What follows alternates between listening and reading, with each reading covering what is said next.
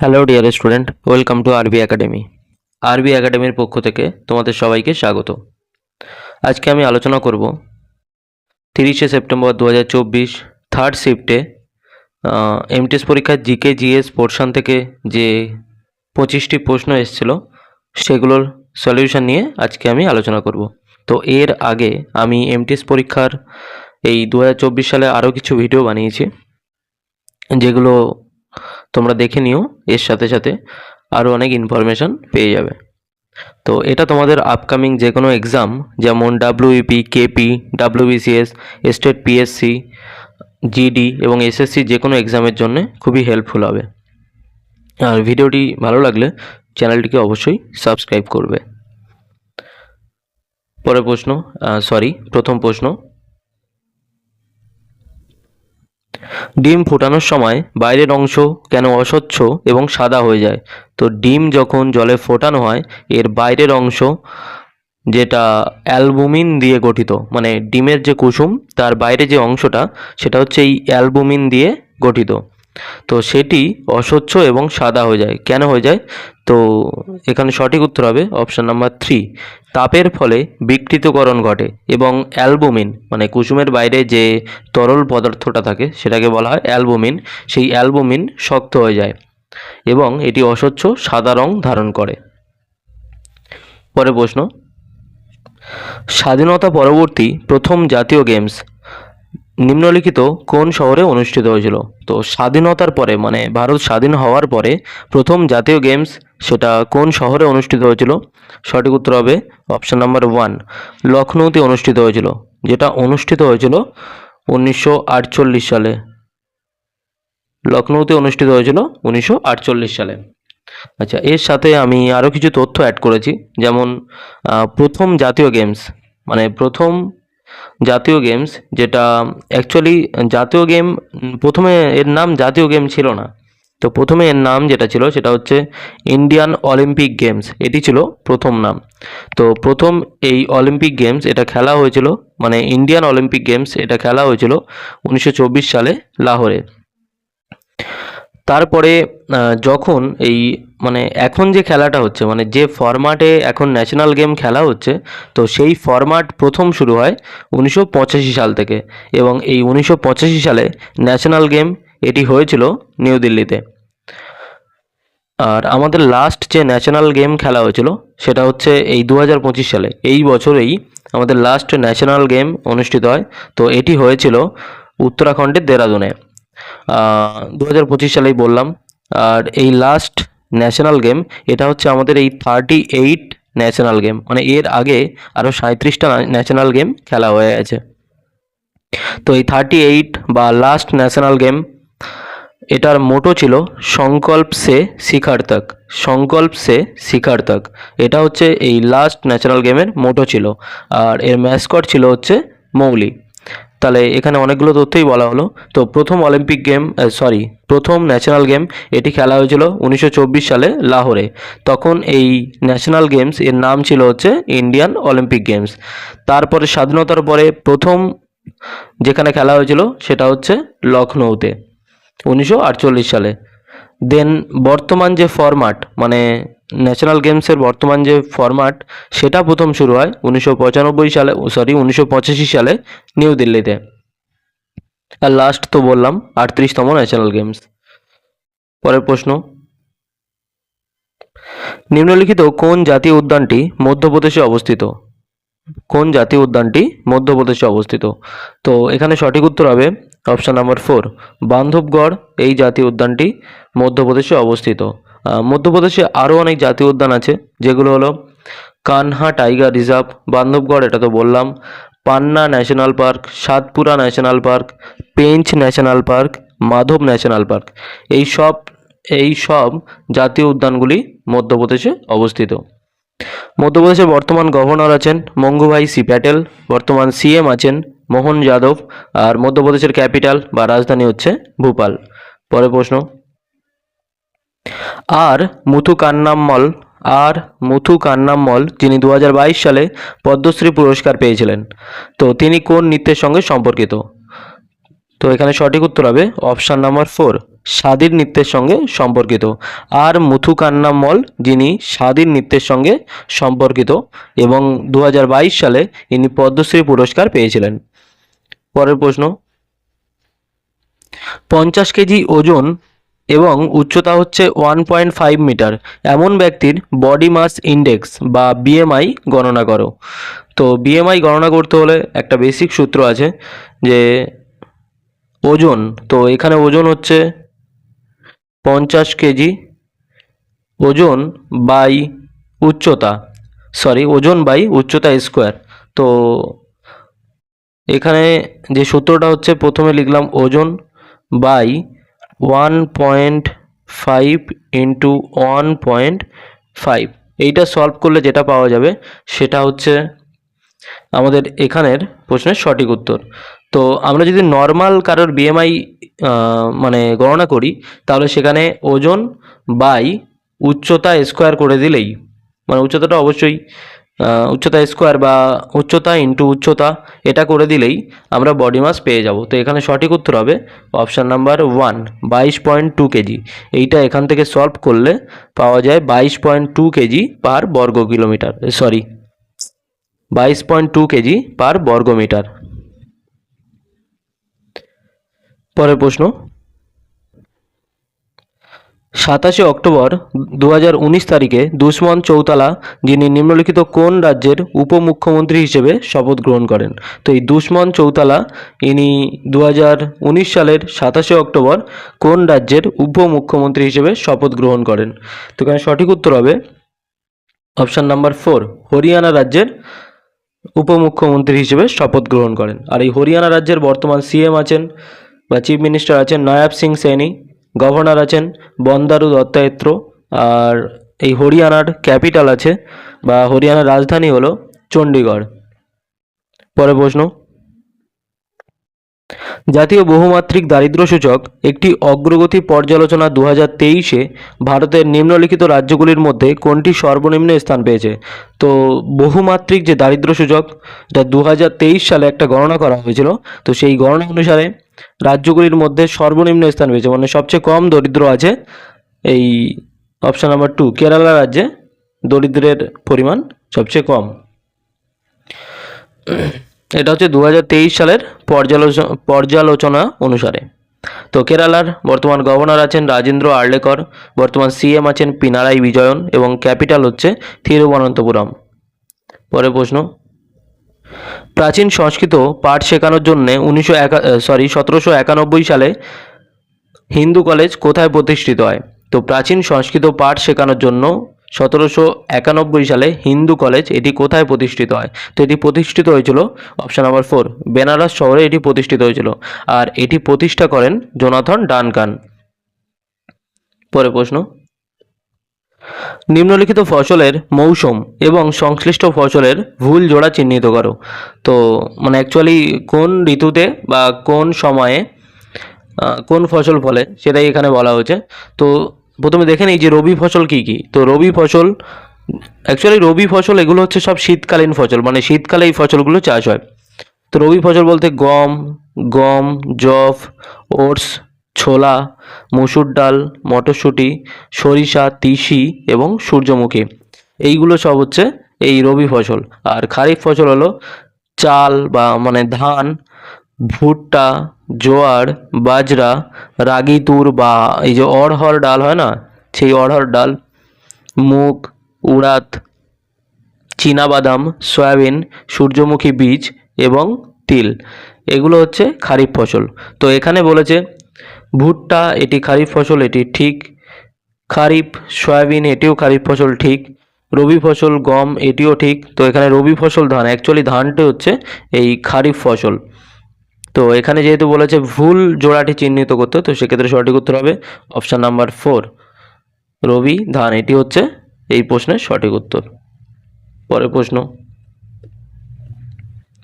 গণেশ রথ এটি হচ্ছে একটি মন্দির, এটি হলো কোথাকার সেরা একশিলা মন্দিরগুলির মধ্যে একটি। তো গণেশ রথ এটি কোথাকার একশিলা মন্দিরগুলির মধ্যে একটি। তো এখানে সঠিক উত্তর হবে অপশান নাম্বার 2, গণেশ রথ এটি হচ্ছে এই মহাবলীপুরমের একশিলা মন্দিরগুলির মধ্যে একটি। মহাবলীপুরম, যেটি হচ্ছে আমাদের তামিলনাড়ু রাজ্যে অবস্থিত। তো গণেশ রথ অবভিয়াসলি তাহলে তামিলনাড়ু রাজ্যেই অবস্থিত হবে। পরের প্রশ্ন, আলোকবর্ষের নিরিখে সূর্য ও পৃথিবীর মধ্যে গড় বিচ্ছেদ 8.311 মিনিট। 8.311 মিনিট। এখানে মিনিট নির্দেশ করে, তো এখানে যে মিনিট নির্দেশ করে সেটি হলো মিনিট দূরত্বকে নির্দেশ করে, মানে এখানে মিনিট হিসেবে এই 8.311 এই মিনিটটা বলতে এখানে দূরত্বকে নির্দেশ করছে। মানে অ্যাকচুয়ালি সূর্য থেকে পৃথিবীতে আলো আসতে সময় লাগে এই এত মিনিট, তো সেক্ষেত্রে এখানে ডিস্টেন্সটাকেই মানে ইন্ডিকেট করছে। আচ্ছা, এখানে দেওয়া আছে 8.311 মিনিট।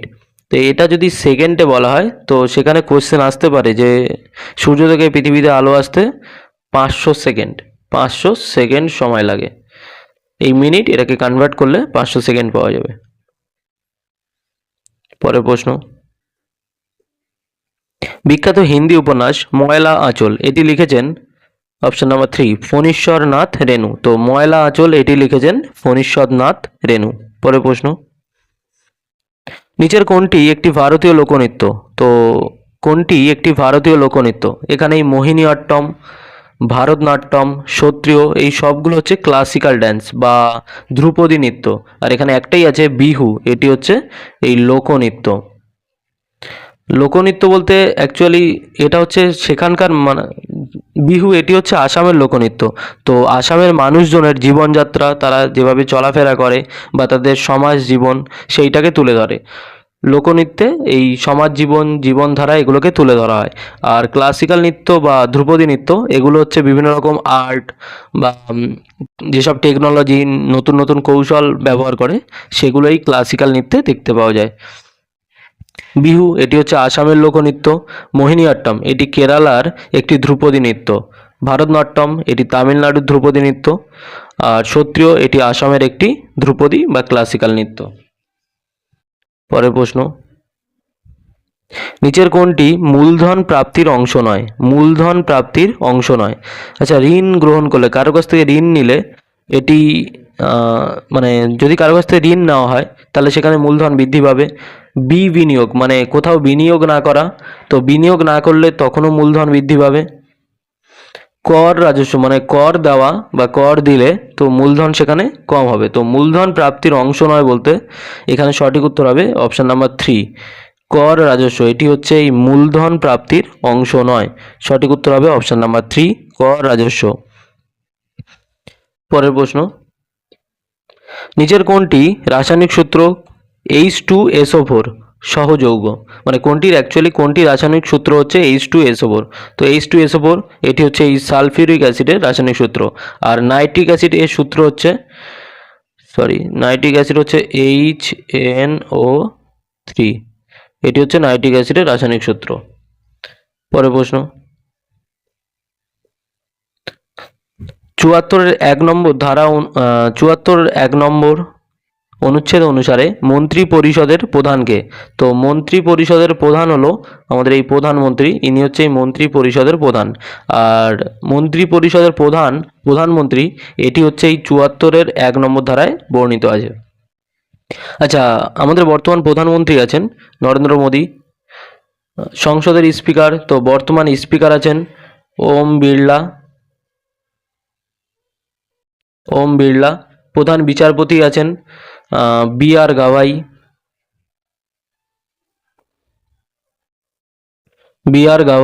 আর বর্তমান রাষ্ট্রপতি আছেন দ্রৌপদী মুর্মু।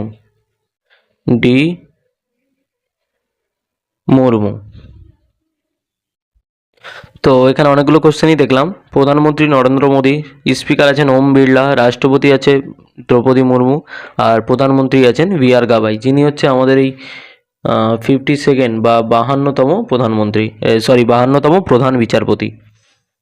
পরের প্রশ্ন, দিওয়ান নামে পরিচিত অফিসার আকবরের রাজত্বকালে মুঘল সাম্রাজ্যের নিম্নলিখিত কোন বিভাগের অন্তর্ভুক্ত ছিলেন? তো দিওয়ান ইনি মুঘল সাম্রাজ্যের কোন বিভাগের অন্তর্ভুক্ত ছিলেন? তো সঠিক উত্তর হবে অপশন নাম্বার 1 দিওয়ান। ইনি এই অর্থ দপ্তরের বা অর্থ বিভাগের অন্তর্ভুক্ত ছিলেন। পরের প্রশ্ন, মধ্যপ্রদেশ সরকার কর্তৃক প্রদত্ত লতা মঙ্গেশকর সঙ্গীত পুরস্কার 2021 এর প্রাপক নিম্নলিখিত ব্যক্তিত্বদের মধ্যে কে ছিলেন? তো 2021 সালে লতা মঙ্গেশকর সঙ্গীত পুরস্কার এটি পান অপশন নাম্বার 4 কুমার শানু। ইনি 2021 সালে লতা মঙ্গেশকর সঙ্গীত পুরস্কার 2021 পান। পরের প্রশ্ন, নিচের কোন রাজ্যে বেহদিয়েন খলাম উৎসব পালিত হয়? বেহদিয়েন খলাম উৎসব এটি পালিত হয় যেখানে যুবকরা বাঁশের খুঁটি দিয়ে প্রতিটি ঘরের ছাদ পিটিয়ে অশুভ আত্মা, প্লেগ এবং রোগ তাড়ানোর প্রতীকী অঙ্গভঙ্গি করে। মানে এটা এমন একটি উৎসব যেখানে যুবকরা বাঁশের খুঁটি দিয়ে বিভিন্ন প্রতিটি ঘরের ছাদ পিটিয়ে অশুভ আত্মা, প্লেগ, রোগ তাড়ানোর বিভিন্ন অঙ্গভঙ্গিমা দেখায়। তো এটি কোথাকার উৎসব? তো সঠিক উত্তর হবে অপশন নাম্বার 1, এটি হচ্ছে মেঘালয়ের উৎসব। আজকে একটু বেশি মানে প্রোনাউন্সিয়েশনে ভুল হয়ে যাচ্ছে, যাই হোক, এটি হচ্ছে মেঘালয়ের উৎসব। পরের প্রশ্ন, জ্যোতিবা ফুলে কোন রাজ্যের বাসিন্দা? তো জ্যোতিবা ফুলে ইনি হচ্ছেন এই মহারাষ্ট্রের বাসিন্দা। জ্যোতিবা ফুলে ইনি মহারাষ্ট্রের বাসিন্দা। জ্যোতিবা ফুলে এনার একটি বিখ্যাত বই গুলামগিরি। তো কোশ্চেন আসে যে গুলামগিরি বইটির লেখককে, তো সেক্ষেত্রে সঠিক উত্তর হবে জ্যোতিবা ফুলে। আর ইনি একটি মানে সমিতি গঠন করেন যেটা হচ্ছে এই সত্যশোধক সমাজ। তো এই প্রশ্ন অনেকবারই এসছে যে সত্যশোধক সমাজ এটিকে কে প্রতিষ্ঠা করেন? তো সেক্ষেত্রে সঠিক উত্তর হবে এই জ্যোতিবা ফুলে। আচ্ছা, ইনি হচ্ছে মহারাষ্ট্রের বাসিন্দা। আর এই মহারাষ্ট্রের বর্তমান গভর্নর আছেন সিপি রাধাকৃষ্ণন। বর্তমান চিফ মিনিস্টার আছেন দেবেন্দ্র ফাডনবিস। আর মহারাষ্ট্রের ক্যাপিটাল হচ্ছে মুম্বাই। পরের প্রশ্ন, মেগালিথ শব্দটি দুটি কোন শব্দ থেকে এসেছে? যেখানে মেগাস অর্থ হচ্ছে মহান এবং লিথাস এর অর্থ হচ্ছে পাথর। তো মেগাস এর অর্থ হচ্ছে মহান এবং লিথাস এর অর্থ হচ্ছে পাথর। তো এই শব্দ দুটি মানে কি শব্দ বা কোন শব্দ? তো এখানে সঠিক উত্তর হবে অপশন নাম্বার 1, এই শব্দ দুটি হচ্ছে গ্রিক শব্দ। তো মেগালিথ শব্দটি দুটি গ্রিক শব্দ মেগাস এবং লিথাস থেকে এসেছে। পরের প্রশ্ন, 42তম সংবিধান সংশোধনী আইনের মাধ্যমে ভারতীয় সংবিধানে মৌলিক কর্তব্য সম্পর্কিত নিম্নলিখিত কোন ধারাটি যুক্ত করা হয়েছে? তো 42তম সংবিধান সংশোধনী, এই সংশোধনী যেটা হয়েছিল 1976 সালে, তো এই সংশোধনীতে আমাদের সংবিধানে যে মৌলিক কর্তব্য সেটি আমাদের সংবিধানে যুক্ত হয়। তো সেটি কত নম্বর ধারায় যুক্ত হয়েছে? সঠিক উত্তর হবে অপশন নাম্বার 3, 51 ক নম্বর ধারায় যুক্ত হয়েছে। আর আমাদের বর্তমান মৌলিক কর্তব্যের সংখ্যা হচ্ছে 11টি। বর্তমান 11টি মৌলিক কর্তব্য আছে। মৌলিক কর্তব্যটা কি? ভারতীয় সংবিধানে বর্ণিত ভারতীয় নাগরিকদের মৌলিক কর্তব্যগুলি হলো নৈতিক বাধ্যবাধকতার একটি সেট যা নাগরিকদের কাছ থেকে পালন করা আশা করা হয়। মানে মৌলিক কর্তব্য হচ্ছে কিছু কি বলে নিয়ম বা কিছু মৌলিক কর্তব্য, কিছু নীতি যেগুলো হচ্ছে নাগরিকদের পালন করার কথা বলা হচ্ছে। তো যেটি এই 1976 সালে 42তম সংবিধান সংশোধনীর মাধ্যমে আমাদের সংবিধানে যুক্ত হয়। আর এই মৌলিক কর্তব্য এর ধারণাটি সোভিয়েত ইউনিয়নের সংবিধান থেকে গৃহীত হয়েছে। তো এখানে কোশ্চেন আসে যে মৌলিক কর্তব্যের ধারণাটি কোন দেশের সংবিধান থেকে গৃহীত হয়েছে? তো সোভিয়েত ইউনিয়নের সংবিধান থেকে গৃহীত হয়েছে।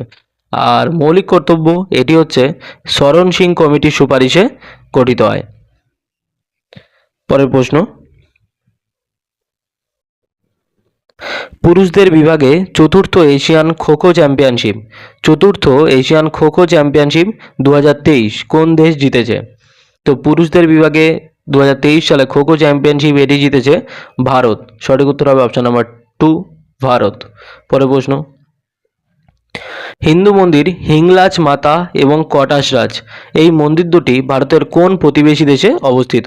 তো এই মন্দির দুটি এগুলো হচ্ছে প্রতিবেশী দেশ পাকিস্তানে অবস্থিত। সঠিক উত্তর হবে অপশন নাম্বার 4, পাকিস্তানে অবস্থিত। পরের প্রশ্ন, 2022 সালের গ্লোবাল টেকনোলজি সামিট কোথায় অনুষ্ঠিত হয়েছিল? তো 2022 সালে গ্লোবাল টেকনোলজি সামিট এটি অনুষ্ঠিত হয়েছিল এই নিউ দিল্লিতে। যাই হোক, আজকের 25টি প্রশ্ন কমপ্লিট হয়েছে। দেখা হবে নেক্সট ক্লাসে। আজকে এই পর্যন্ত তাহলে, চলো।